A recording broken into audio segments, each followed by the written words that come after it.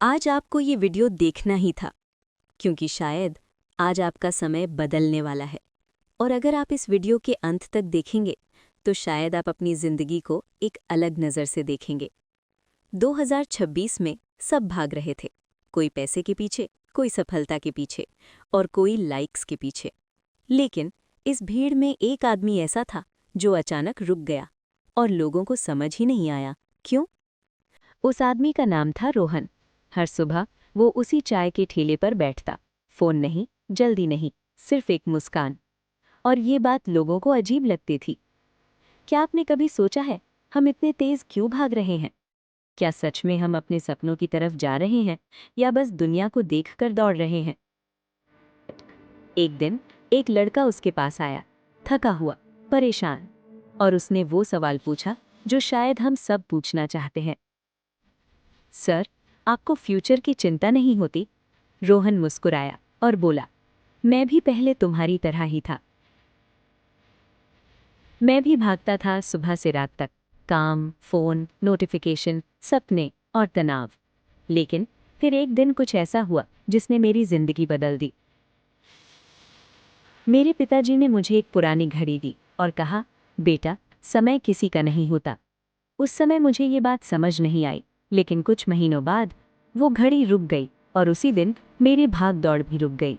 उस दिन पहली बार मैंने हवा महसूस की, सुबह की धूप देखी, माँ की हंसी सुनी, और मुझे समझ आया मैं जिंदगी जी ही नहीं रहा था, बस उसकी तैयारी कर रहा था।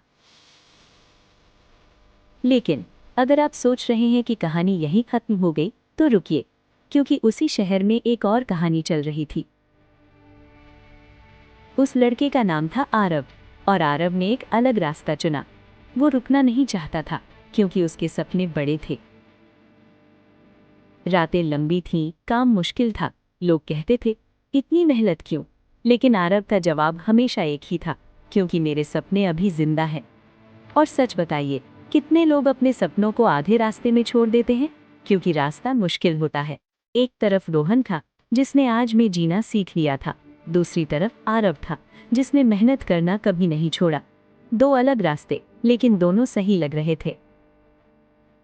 दिन गुजरते गए, समय बदलता गया, और एक दिन आरव की मेहनत रंग लाई। उसकी जिंदगी बदलने लगी। लेकिन कहानी का सबसे खूबसूरत पल अभी बाकी था। एक सुबह आरव उसी चाय के ठेले पर पहुंचा और वहां रोहन बैठा था। दोनों ने एक दूसरे को देखा और मुस्कुरा दिए। आरव बोला, मैं भागता रहा और आपने रुकना सीख लिया। रोहन ने कहा, शायद हम दोनों सही थे, क्योंकि जिंदगी का असली राज रुकने में नहीं है और सिर्फ भागने में भी नहीं है। जिंदगी का असली राज है संतुलन। आज में जीना भी जरूरी है और सपनों के लिए मेहनत करना भी।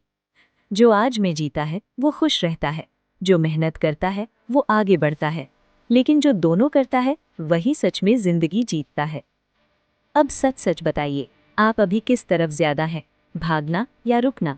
अगर आपको लगता है कि जिंदगी में संतुलन जरूरी है तो कमेंट में लिखिए बैलेंस, और देखिए आपकी तरह कितने लोग ये समझने लगे हैं।